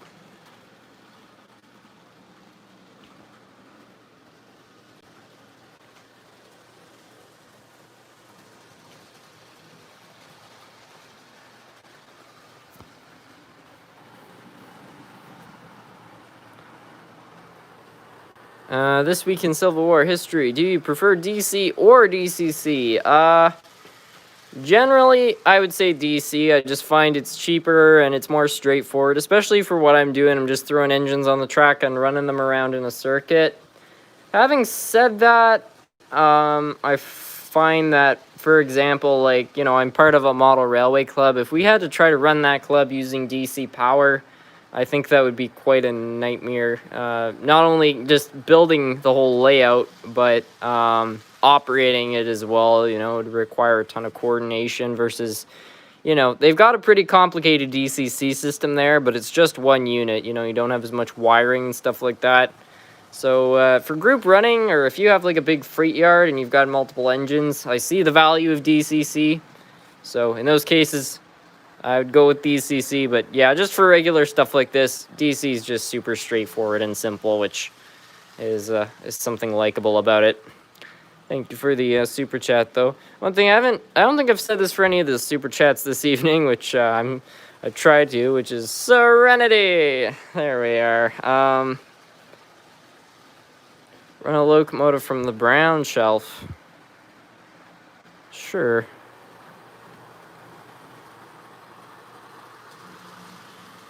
Please read my note, SMT. Did you watch? Yeah, okay, I'm not going to read that.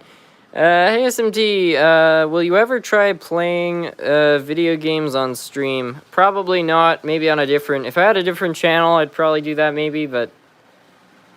I don't know. I actually used to have a... Yeah, I'm not bringing that up, actually. I remember what happened last time. Run a steam locomotive. Well, somebody wanted something off the brown shelf, and now we've got somebody requesting a steam locomotive. I figure that we can handle both of those. Do you have a Walters BNSF? I've got a Kato BNSF. Minecraft Let's Play series. Oh, goodness. Railroad locomotive from the deep web would be like flying,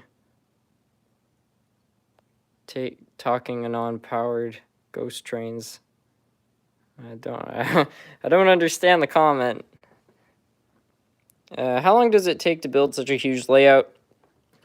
It's really tough to say, because I've been working on this layout since 2007, but the thing is it's not like start to finish. You know, I started building it, but then, you know, I made changes to it and stuff like that, so it's been renovated many times. It's also never really been finished per se, so I couldn't get... There's so many different factors, you know. The amount of detail you're sinking into it affects the time, your skill level, because if you're skilled, you can build these things way faster. When I was a beginner, things used to take forever to build, just because I didn't know what I was doing. It's hard to say. If you're wondering how long it would take to build a basic 4x8 layout, I would say you could get it done in under a year. Or quicker. Probably a year is what you're looking at, though, if you want to build a basic layout with basic track. To build the whole thing like this, no idea. But if somebody gave me all the materials, money, and time I needed, I could probably build this whole thing, minus the mountains would take too long. But just putting buildings and grass and stuff down, if I had 2 straight days of doing that, I'm sure I could get it done.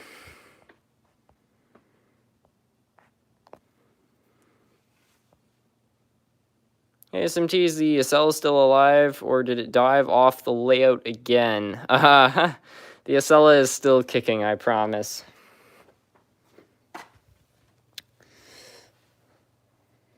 Anyway, I think we'll run the Camelback steam engine, something sort of unusual. SMT, can you repair one of my model trains?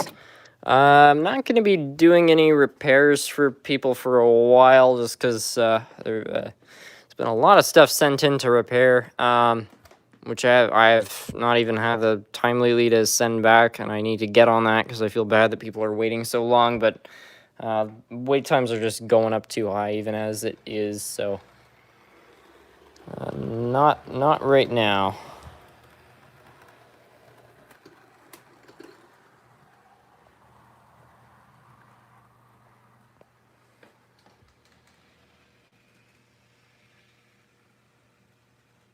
SMT, check out the Athearn SD70 ACE. Something new from them.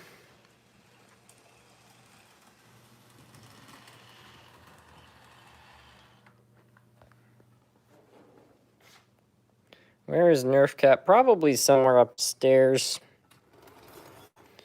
Just being his Nerf Kitty self.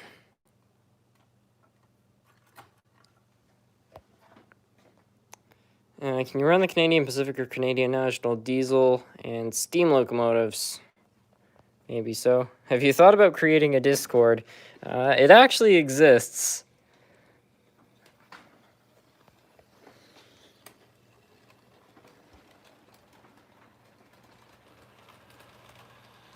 Do you have any O-gauge trains? Well, you know what they say. It's either O-gauge or no gauge. Got this little setup here and 3 powered engines and 1 dummy. It's nothing too wild, but it's good. I almost bought another tin-plated engine. This was sort of not a super odd experience, but a bit of a random one. While I was in Merrickville, there's this antique store I usually go to, and I walked in there, and he had got in a few new pieces, including an entire train. It was a locomotive, a boxcar, and a caboose, all tin-plated stuff. It looked sort of interesting, but it didn't have any price tags on it. But the thing that was weird about it is when I stepped in the store, there was nobody in there. The door rang and nobody came out, so there was nobody in the back. I didn't hear anybody. Like, the store was just like, there was not a soul, I don't think, in that entire store. And it was open, the lights were on, and there was an open sign at the door. So, you know, I don't think I just walked into a closed store. But there was nobody there. So the whole time I waited there for, like, 5 minutes to see if anybody would turn out, see if I could get a price for this engine. But there was just nobody in there. So I just ended up walking away. So I don't know what was going on exactly, but yeah, I don't know. I don't think that's ever happened to me before.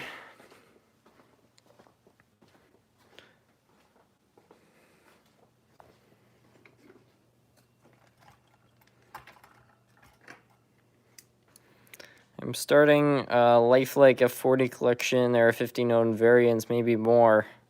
Yeah, there's probably about that. Some of them are more rare than others.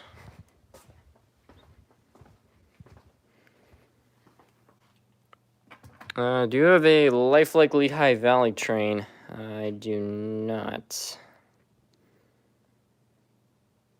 Could you run the TGV? We already ran it.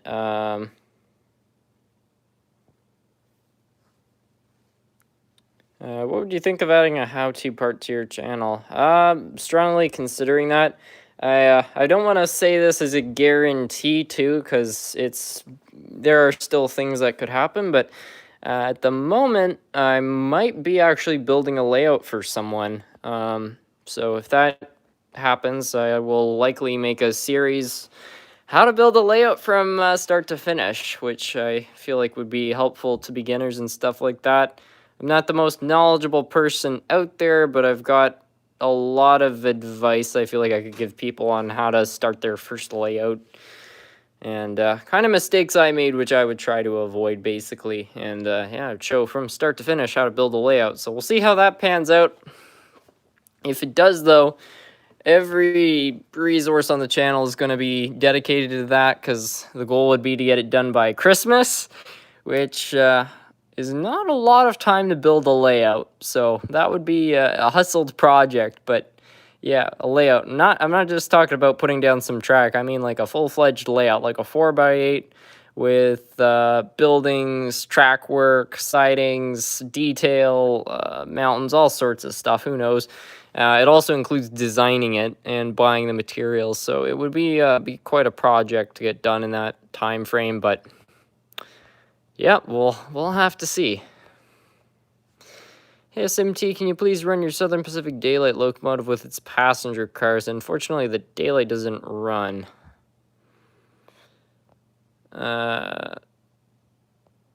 Maybe add model making to your channel. That's an interesting idea.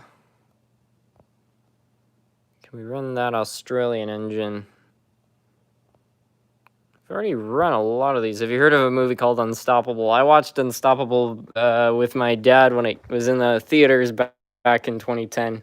What a movie. Here's an make more channels, call them SMT branch line, SMT siding, and so on. It's not a bad idea, and they're very well, might be a division of this channel based around live streaming, because I've heard from some other people running channels that apparently mixing videos and live streams is not great for your channel. I don't know if that's true. I personally don't see the harm in it, but maybe they're right. I don't know.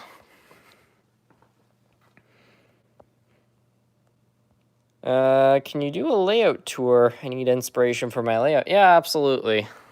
It's not very clean right now, but start over here. I mean, this is just a Hershey factory, so there probably wouldn't be too much inspiration for a layout here. But anyway, start out here in the kind of more forest regions. Haunted house and a small industrial spur for the lumber mill. And we got a bit of a downtown and some mountains, things like that. This is probably my favorite part of this layout here, is this piece of track work. There's actually 3 sets of track running here. There's one here, one up here, and one down here, and then the one here actually meets up with that. So that's the kind of forest layout. Then we've got the industrial layout, one industrial spur here, tire freight yard with an industrial spur for that. And we move over into kind of the country-ish rural. It's not industrial, but sort of semi-rural, I guess. And yeah, that's this side of the downtown of Dunderville, Ontario.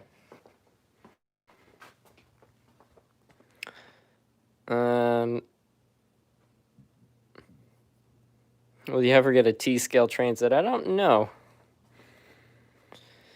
SMT, please read. May you run your SDP40F with cars. CN SDP40F. I don't know what engine that is. Go over here, go home. I really want to see you hit that 100K, dude. Get that play button.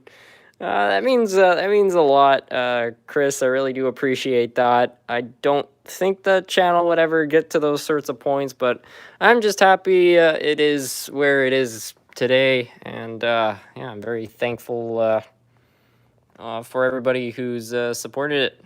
Everyone who's been part of it. I really do appreciate it.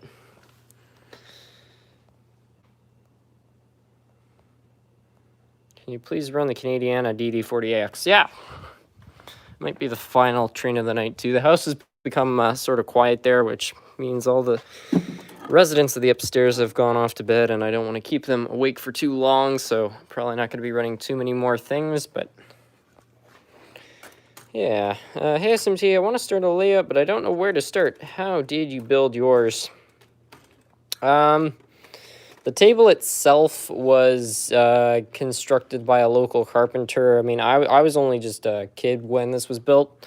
But for the track work, me and my father, we went online and we looked through a whole bunch of different designs of, you know, kind of like track setups until we found one which we thought looked good. And we made some small changes. There were different sidings you could get, switches for other spurs and stuff like that. And I chose, you know, how I wanted to go about it. So then he took that piece of paper, which had that, off to the hobby shop. They gave him all the supplies, came back. And then we just started laying it all out, laying out all the pieces of track. And we put the joiners on and nailed it all down, hooked up a controller. And yeah, that's how it started in its very basic days. The detail came one piece at a time. It was never planned. It all just sort of grew into what it is. I have a photo somewhere. I don't know what the video is called, but something along the lines of my layout 10 years later. And I show a photo of this layout back in 2008, and you can see the bones, the structure of it, but it looks completely different.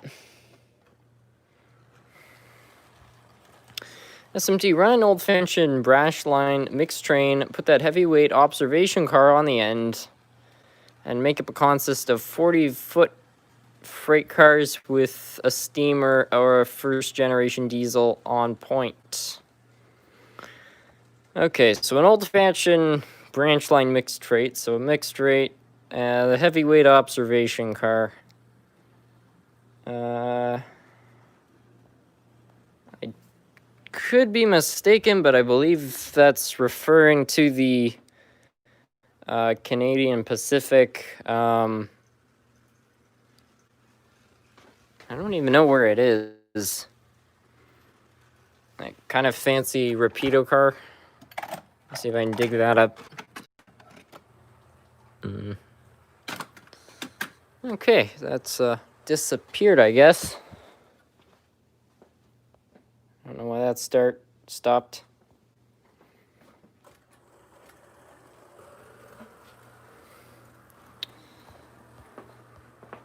Trying to run that request through.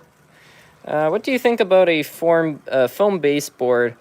So I think for the layout that I would theoretically be building for that person in question, I think I will go for a foam baseboard with plywood beneath it, because the plywood, I went with a foam base for this. It didn't work out well, so I think I'm going to go with plywood with foam over top. The benefit of the foam is that you can go below the track level. So for this layout, if I wanted to construct a river, I couldn't do that because I would just go right through the humus out into plywood. If I had a 1/2 inch of foam, I could actually carve that out, and I could, you know, pour some scenic cement, realistic water on and make a layout. So I think foam's a good baseboard. The only thing I would say about it, though, if you're going to go with a foam baseboard, you would have to also make sure that you're putting track down on actual roadbed like cork. Because like with this layout, when it started, the track was just nailed right down to the humus out, which worked well. But if you were doing that with foam, I think what would happen over time is the ties would actually sink into the foam, and the curves would begin to become tilted, and you'd have trains derailing everywhere. But I feel like it would be a good baseboard, just as long as you were putting it on railbed, because that would divide the weight up enough that you wouldn't have those problems. I think for this layout, though, I'd definitely go with Snaptrack again. FlexTrack is fantastic for people that are looking to build really realistic layouts, but I think for any beginner, I wouldn't recommend it, just because it's a bit more technical, especially when you get into the curves, because then the rails become uneven, and you have to cut the track and solder it and do all sorts of other things. Versus Snaptrack, you just attach it together, nail it down.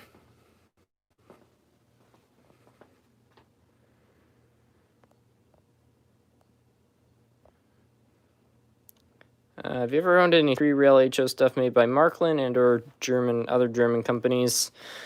Well, this sort of weird thing that I bought, this might be Marklin, and it's certainly 3-rail. That's about it. As for other I have some British 3-rail stuff. My grandmother had as a kid, but that's all part of the Trix Twin Railway. What time is it in your town? In terms of years? 2007?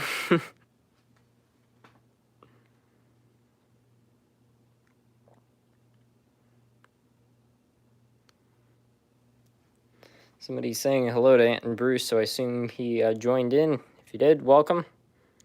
It also could be Trix Express. I'm pretty sure it's TTR. Do you have any Conrail engines? About 2. I have FlexTrack for my double track mainline and Snaptrack in the yard. Not a bad way to go about it.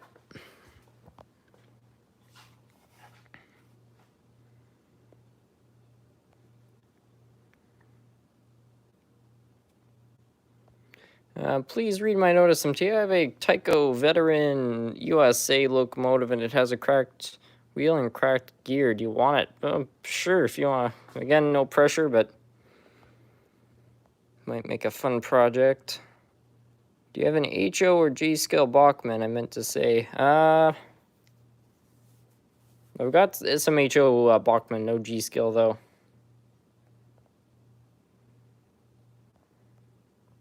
Fans be like, come play with us, Nerf Cat, forever and ever and ever. I was at a hotel once. It had the same hallway as the senior referencing. It was pretty interesting.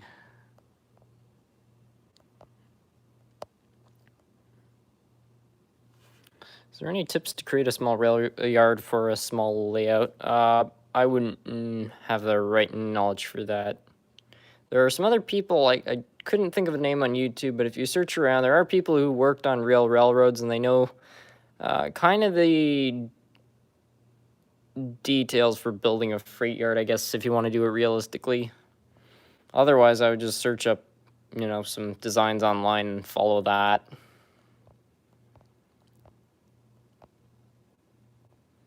Who doesn't love Nerf Cat? I would, I'd like to think no one doesn't dislike Nerf Cat. But can't please everyone. What time is it at your place? Oh, 10:45, which, yeah, I should really end this stream quite soon. DJ's Trains, oh, that's a good channel. Oh, we got Sparky in here, too. DJ's Trains works for CSX. Okay, that's why people were putting his name in the chat.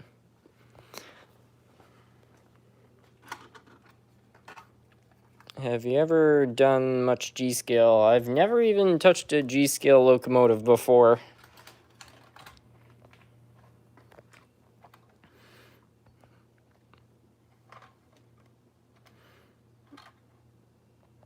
It would be, I don't know.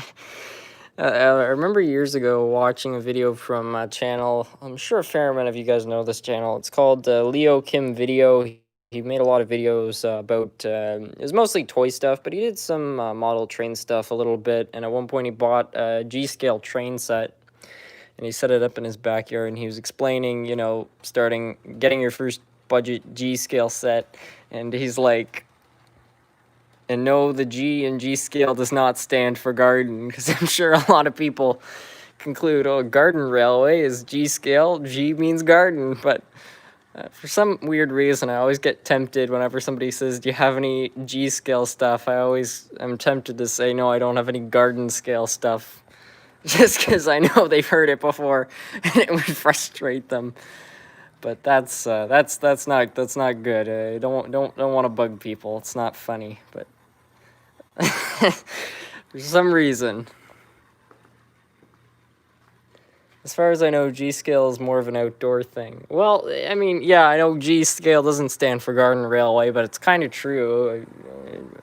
I don't think I know anybody who has an indoor G-scale layout, but I can think of people, at least in the YouTube community, who have outdoor G-scale trains.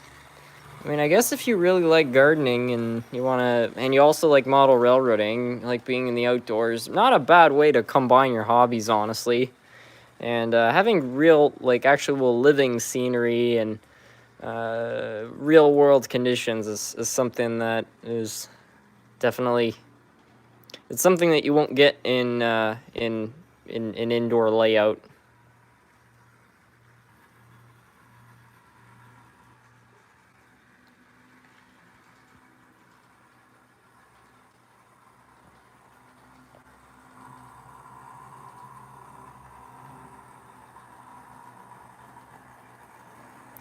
Nerf, a toy gun company. Cat, a construction equipment company. I never thought about that. That's funny.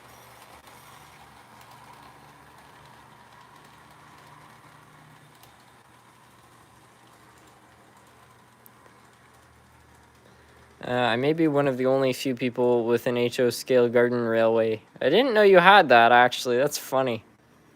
I mean, I don't have a garden railway, but I might have a layout outside again.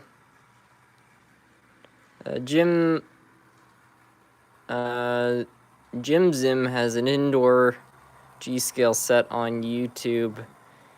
Yeah, that's true. It's not really permanent, though. I mean, I remember one of the videos I watched. He's a pretty funny guy, I have to say. He's got a good sense of humor. Was that, how does he feel about trains taking over his house? And he was basically saying he could clap his hands and the trains will appear, and then he claps them again and they disappear. So, Yeah, I guess he assembles and disassembles and reassembles that quite a bit. I wouldn't call it a layout, but that's true. It is an indoor setup. How does that work with outdoor layouts? Don't the tracks get corroded? It would be a problem. It depends on what kind of metals you're using, though. I mean, like, for example, when I did my running trains out in the snow, I was using, I guess, 3 different types of track. All 3 you can get, really. There were a couple of pieces of steel track that oxidized really terribly, and steel track's known for doing that, so not a good option.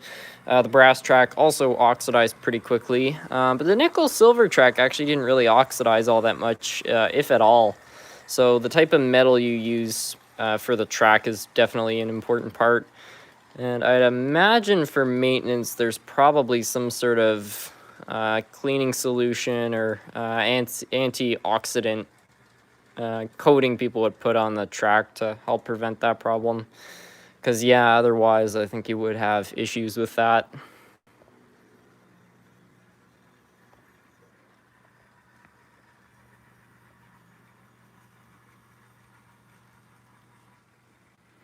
If you ever get it, I definitely recommend used Markland stuff. They are made all metal back in the 90s, beautifully made, great for outdoors. Interesting. Which comments get read most? I don't know. I don't really pick them. They just sort of appear.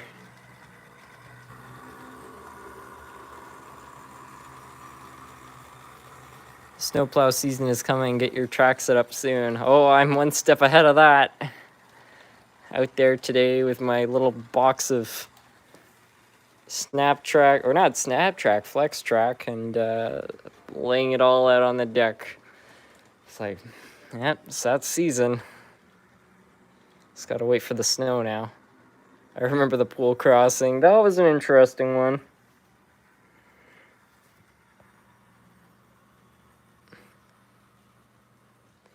Anyway, I'm gonna stop the train. I'll read a few more of these comments, and then I'm going to have to finish off the stream because it's almost 11 o'clock.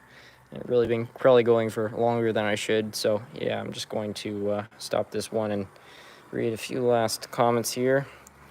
I once had so much easy track I could be Jim Sim, but in HO scale. Corroded and broke though. Yeah, that's the unfortunate thing about the easy track, is it does, since most of it's steel, it does corrode easy, and it doesn't last very long in my experience, at least. Have you ever considered getting into S scale? It seems like an interesting scale.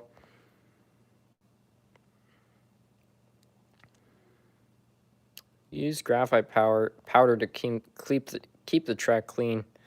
It's not a bad idea.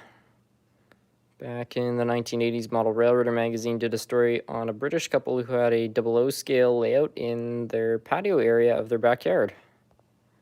Huh. Live Steam is not for the faint of heart or without deep pockets. Yeah, that's probably true with the types of risks that you have. I don't know. It's not a cheap one.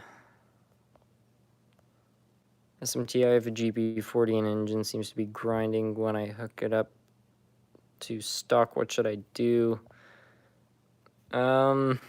I don't know what would be causing a problem like that. If it's only happening when you're hooking it up to rolling stock, it sounds to me like a worm gear is slipping, which could mean the gears are actually just worn down. It's not a very common problem, but it can happen. Yeah, take it to a hobby shop. If you have a hobby shop in your area that can fix locomotives, they might be able to sort that out. SMT, remember the live stream? Yes, I do. Favorite type of music? I don't know. Kind of like them all. Bad answer, but it's the truth. I have a local freight railroad, and it has a Canadian Pacific scheme, by the way. If you're wondering what it's called, it's the Iowa Northern Railway.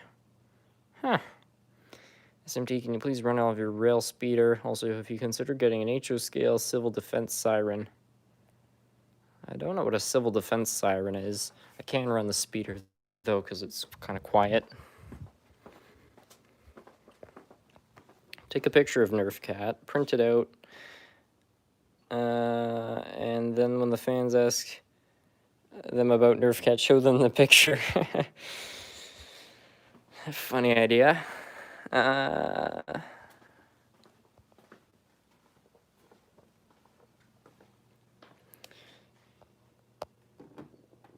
Okay, have a good night. Thank you.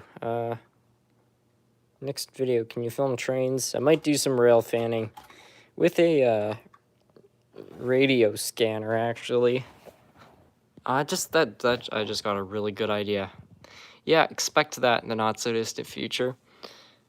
What's the best way to make a railroad bridge? I don't think there's really a wrong way or a right way to build a railroad bridge, just as long as it's sturdy enough to hold up whatever you're running on it. So yeah, do some weight tests. I didn't even realize this, but like Bachmann, oh no, that's just the worm gear. I was gonna say, did they actually put a flywheel on something this small?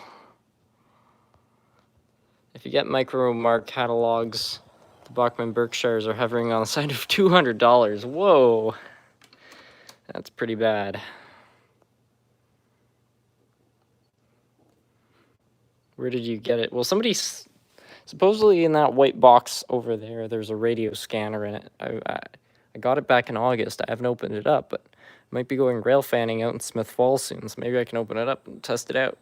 I feel bad for the person who sent it to me, though. I mean, I haven't opened it up because I wanted to actually go and take it out to use it there, which I thought would be better than just opening it up and just leaving it. But yeah, really should. What kinds of oil do you typically use? Labelle 102 and Labelle 106. They might not be the greatest lubricants, I don't know. A lot of people have mixed opinions on them, but that's just what I use. And it seems to work fine. There's something very mesmerizing about this little thing. Actually runs quite smooth. Christian K 2008, I'm really late on this one. Well, thanks for stopping by. I hate to say it, but I think I'm going to be ending off the stream, but I do appreciate the super chat, Serenity. Stickler 3, welcome. You should try Railfanning at my home city, Fullerton, California. What happens when there's a power outage during model train railroads? Would the DCC decoders fry? Probably not. I think the only risk is if there was like lightning striking power lines and you got a surge. I guess that could fry your controller or your wall wart that powers your controller, but I'd be very surprised if it made its way through a decoder, through a controller, and got actually into the engine, because there's so many components in that controller which would fry before that. It would be it'd be quite the thing. I use air tool oil. It's 10 weight. I think pretty much any light lubricants and a bit of grease, just as long as, you know, they're not too thick, probably are okay on most trains. Anyway, I should probably end off this stream because it's getting quite late. In fact, it's pretty much 11 o'clock, so yeah. Anyway, I would like to thank you all so much for joining in this evening. Really do appreciate having you all here. And yeah, thank you for all the people who commented and for all the super chats. And yeah, all the requests and everything like that. Anyways, with that, I want to thank you all so much for watching this evening. Have a great night, everyone.